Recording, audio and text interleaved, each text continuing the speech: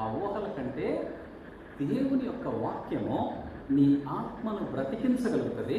దేవుని వాక్యము నీ యొక్క ఆత్మతోటి దేవునికి విజ్ఞాపన చేసేటువంటి ఒక మంచి కమ్యూనికేషన్ సిస్టమ్ లాగా పనిచేస్తుంది. మనం ప్రార్థన చేస్తాం, మన ప్రార్థన అవతల వ్యక్తి రెస్పాన్స్ ఉండదు. ప్రార్థనకి అవతల వ్యక్తి నుంచి ఎటువంటి సమాధానం రావట్లా. ఎందుకు రావట్లేదు? You are praying with your lips. నీ పెదవులతో ప్రార్థన చేస్తున్నావు కాబట్టి రెస్పాన్స్ రావట్లేదు. ఆత్మతో ప్రార్థన చేయి, అప్పుడు రెస్పాన్స్ వస్తుంది. ఆత్మతో ఎలా ప్రార్థన చేయాలి మాస్టర్ గారు? మరి నీ లోపల ఆత్మ ఉందిగా.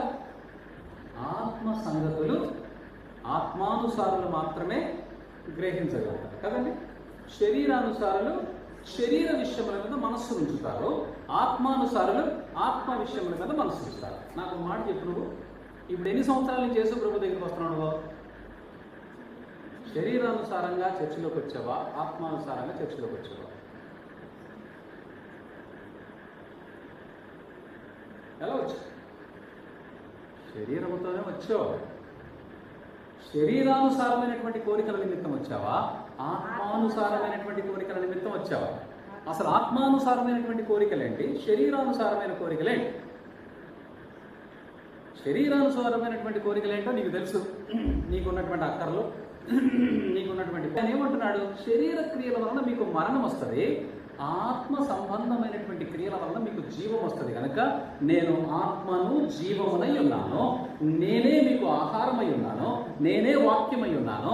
నా వాక్యమును మీ హృదయములు భద్రపరుచుకొని ఆత్మానుసారంగా జీవించండి, మీరు నిత్య జీవములోనికి ప్రవేశిస్తారు అని కదా ఆయన చెప్పాడు. ఇప్పుడు నువ్వు ఎందుకు వచ్చావు చేతికి చెప్పు నాకు. అంతేనా? కన్ఫర్మేనా? నిత్య జీవానికి నీవు ఎటువంటి నిరీక్షణతోటి నీవు దేవుని సన్నిధిలో ఉంటున్నావో ఆ నిరీక్షణ నిన్ను పరలోక రాజ్యంలో వస్తుంది. నువ్వు శరీరానుసారంగా వస్తే నువ్వు శరీర క్రియల వలన నశించిపోవలసిందే తప్ప నిత్య రాజ్యంలోనికి పోవాలి. ఆత్మానుసారంగా దేవుడు నాతో ఏం మాట్లాడతాడు, ఆ వాక్యము నా ఆత్మలో ఎలా ప్రవేశపెట్టుకోవాలి, ఆ వాక్యమును బట్టి నా ఆత్మ నాకు ఎటువంటి మేలు చేయాలి, దేవుని మాటలు వినటం ద్వారా నేను ఏ విధంగా పవిత్రపరచబడుతున్నాను, దేవుని వాక్యము నా హృదయంలో భద్రపరచుకోవటం ద్వారా నేను ఎటువంటి అద్భుతాలు చూడగలుగుతున్నాను అనేటువంటిది మనము వెతుక్కుంటూ రావాలి. ఈ హృదయం వాక్యము చేత నింపబడితే నువ్వేం చెప్తావు? ఏ పరిస్థితికైనా ఆ దేవుడు నాకు చాలు.